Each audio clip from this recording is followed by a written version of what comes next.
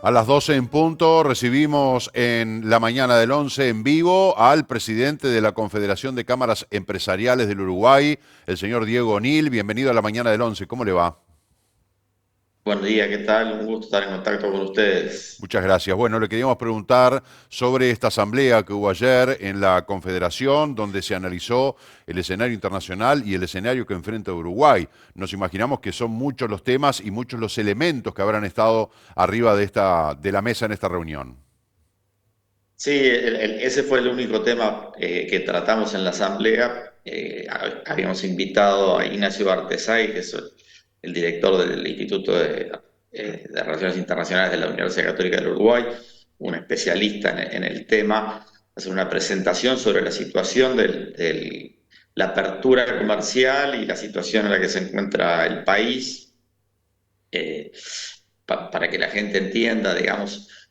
Por un lado está el abrir mercados, que eso es muy importante, pero en esa apertura de mercado y en ese ingreso a los mercados es también muy importante el poder tener acuerdos comerciales que en definitiva lo que permiten es bajar los aranceles que cobran los países. Y en ese aspecto es donde Uruguay no está bien posicionado.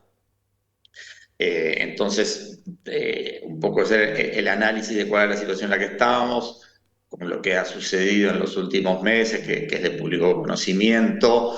Este gobierno ha hecho esfuerzos en, por un lado, lograr la flexibilización del Mercosur y por otro lado, tratar de avanzar en forma bilateral con algunos países, China, Turquía, ahora el ingreso al Acuerdo Transpacífico, en fin.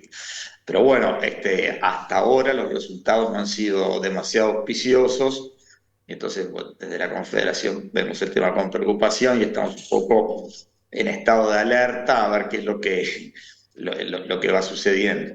También con lo que el Mercosur por su lado está negociando con la Unión Europea, que es un acuerdo que ya lleva más de 20 años de negociaciones y que se había anunciado en 2019 que estaba cerrado, que estaría para firmarse. No era tan así, después quedaban algunos temas pendientes, apareció una adenda ambiental que planteó la Unión Europea, que Brasil analizó y bueno, no estaría de acuerdo con esa adenda, creo que Argentina tampoco, e incluso han planteado reabrir algunos capítulos del acuerdo que ya estaban cerrados, lo cual implica que el acuerdo Mercosur-Unión Europea, que eso también sería algo muy importante, tiene un signo de interrogación si se va a poder concretar en los próximos meses o no. Entonces, bueno, es un escenario que vemos con preocupación, que ojalá haya buenas noticias en los próximos meses o el año que viene, pero que bueno, que hoy estamos un poco, como decía, en estado de alerta porque no estamos viendo que la estrategia esté dando buenos resultados. Ahora, usted menciona el Mercosur. ¿Cómo, desde la mirada de la Confederación, ¿no? ¿Cómo proyectan este bloque cuando vemos claramente que es un estancamiento el Mercosur, porque incluso trabas entre los propios socios del bloque? Pero también tenemos, por ejemplo, en Argentina un candidato con buenas chances de ser presidente como Milei que dice que va a, de alguna manera, destruir el Mercosur. No solo no le interesa negociar con Brasil, sino que dice que el Mercosur es prescindible. ¿Cómo se para Uruguay frente a un socio mayoritario por la extensión territorial y el poderío, que no está de acuerdo con el bloque y además con que también quiere cortarse solo por algunos lugares? Bueno, indudablemente la situación del Mercosur para el Uruguay es compleja. Hay aproximadamente un 25% de nuestras exportaciones que son en el Mercosur, Argentina y Brasil fundamentalmente. O sea, no es despreciable, pero tampoco la mayor parte, es un 25%. Pero es cierto también que los tratados del Mercosur se violan permanentemente. También Uruguay ha tenido sus violaciones, por ejemplo, con aplicarle la tasa consular a importaciones que vienen de Argentina o de Brasil, que eso es violatorio del tratado. Pero Argentina lo está violando permanentemente, Brasil cada tanto también, a veces con cosas que no son arancelarias y son más de práctica comercial. Entonces, no es es una cosa que está funcionando de manera imperfecta.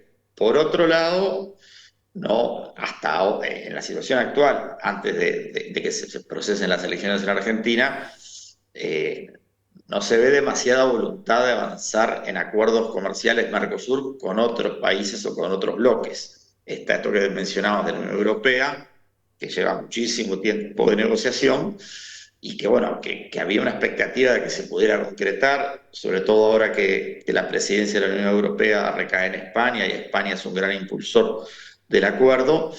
Pero bueno, está ese tema de la adenda ambiental, está el planteo de reapertura del capítulo de compras públicas y del capítulo de propiedad intelectual que planteó Brasil. Entonces, si se vuelve a abrir la negociación, bueno, todas esas cosas llevan tiempo, entonces no está muy claro que en definitiva se termine concretando. Y el Uruguay ha planteado una estrategia que nosotros acompañamos de intentar la flexibilización del Mercosur, que se nos permita negociar en forma nosotros en forma bilateral, por ejemplo, con China. Allí se avanzó, como todos sabemos, en el estudio de factibilidad, pero indudablemente con el cambio de gobierno en Brasil hubo alguna señal contraria a que siguiéramos avanzando y el tema con China quedó stand-by. Entonces, nuestra situación es compleja, indudablemente es compleja.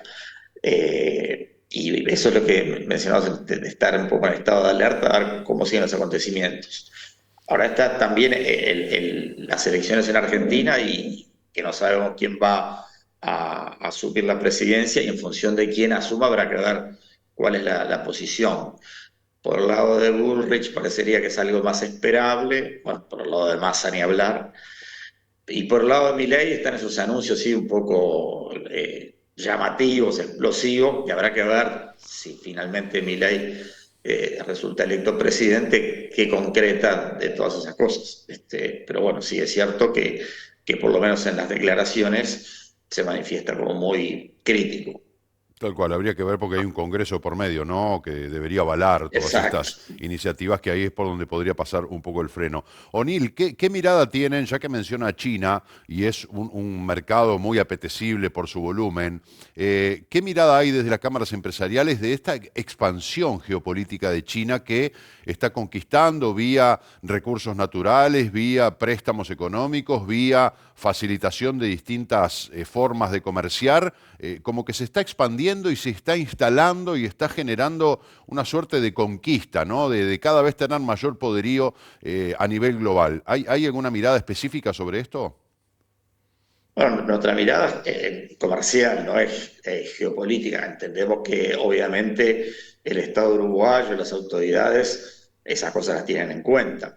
Eso también es parte de las cosas que se ponen sobre la mesa cuando se avanza en un acuerdo comercial, pero el país obviamente tiene que cuidar de no entrar en cosas que no es deseable entrar, como estas que tú mencionabas. Yo creo que digo, no conocemos el estudio de factibilidad y tampoco se avanzó en la negociación efectiva del tratado, pero indudablemente hay que tener resguardo de ese tipo de cosas y no creo que la postura de nuestras autoridades fuese darle vía libre para cosas que han sucedido en otros países y que creo que no son deseables. Esto venía a raíz de los BRICS, ¿no? De estos bloques comerciales a los cuales se incorporaría Argentina como posibilidad también de colocar mejor sus productos o servicios. ¿Qué opinión tiene sobre estos bloques comerciales? Bueno, los BRICS, más que un bloque comercial, es un bloque político, ¿no? Entonces, yo creo que Uruguay no tiene nada, no he escuchado nada ni de que nos haya invitado, ni que haya ninguna intención de ingresar de parte del Estado uruguayo, así que creo que no es un tema en el que nosotros tengamos nada que ver. Pero, como decía, no pasa por lo comercial, sino por lo político. Eh, lo comercial pasa por ejemplo, el acuerdo transpacífico o las negociaciones que pueda haber del Mercosur con la Unión Europea.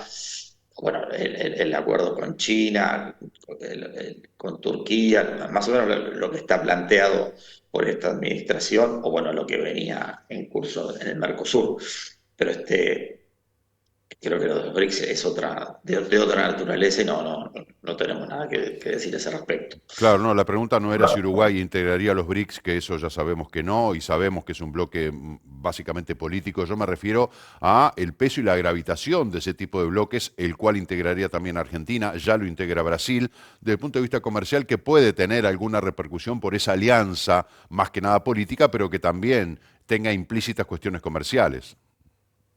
Sí, Argentina anuncia una incorporación, entiendo que para 2024, pero en realidad el gobierno va a ser otro. El 10 de diciembre asume el nuevo presidente y habrá que ver si ese anuncio se termina efectivizando, es decir, si Argentina se termina incorporando a los BRICS. Tanto los candidatos de Juntos por el Cambio como de La Libertad Avanza han dicho que no. Y sí, parecería que los que tienen más chances son esos dos. Entonces, habría que ver si este anuncio de la Argentina se termina concretando y si efectivamente se incorpora al grupo de los BRICS.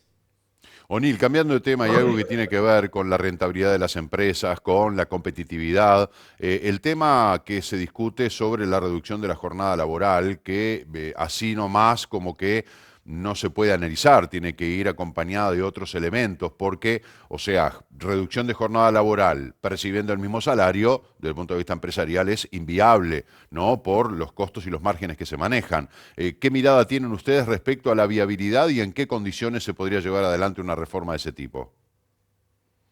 Sí, nosotros lo que pensamos es que una reducción de la jornada laboral con carácter general para todos los sectores de actividad, que es lo que está planteado por la vía legislativa, no es oportuno, y no es recomendable, no es deseable para el Uruguay de hoy. Sí pensamos que perfectamente puede ser planteable en algunos sectores de actividad por la vía de la negociación colectiva. De hecho, esto ya ha sucedido en el pasado, por ejemplo, la construcción ya hace 15 años que hizo una reducción de 48 a 44 horas semanales, en la bebida también hubo reducción, hay otros sectores que tienen algunos regímenes especiales, es decir, hay antecedentes y se han canalizado con la negociación colectiva donde se pueden poner todos los elementos sobre la mesa.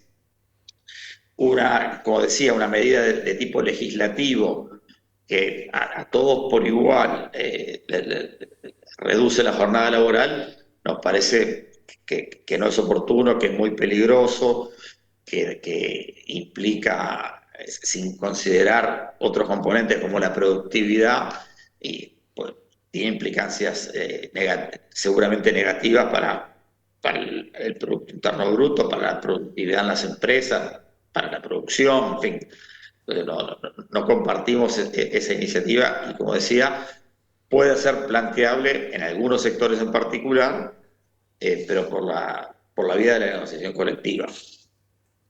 Y dentro de todos los rubros que conforman la Confederación de Cámaras Empresariales, ¿cuál es el que está más sólido, el que está más fuerte, pujante? Se nos ocurre pensar en la construcción, ¿verdad? Más en un departamento como este que tiene tanta actividad al respecto. Pero, ¿cuáles son las cámaras que están más firmes y las que están más endebles?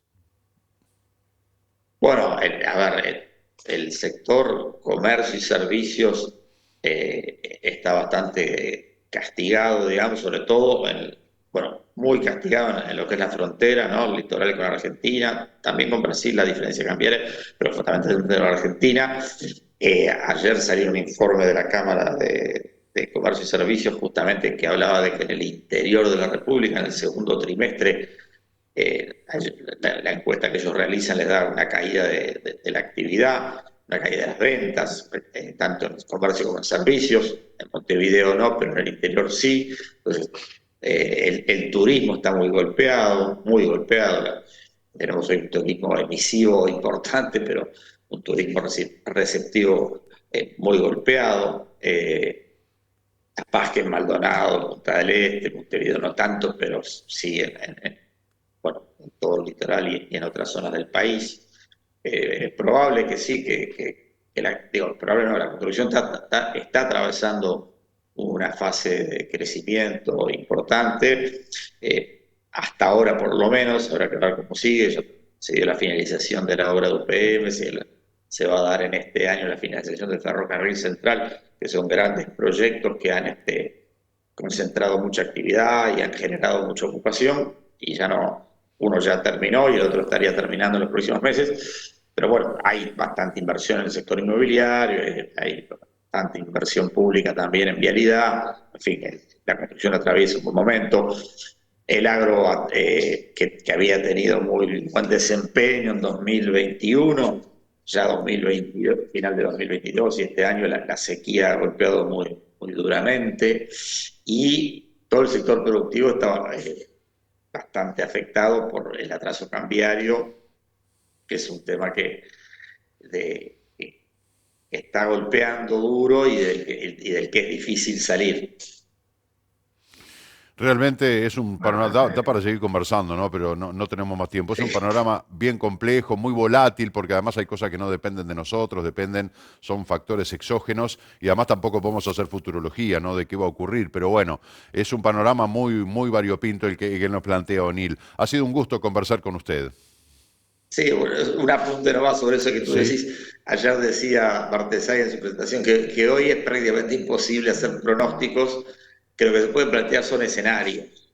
claro. Y por eso que tú decís, ¿no? La volatilidad, los cambios permanentes, pasa una cosa en Asia y repercute en todo el mundo.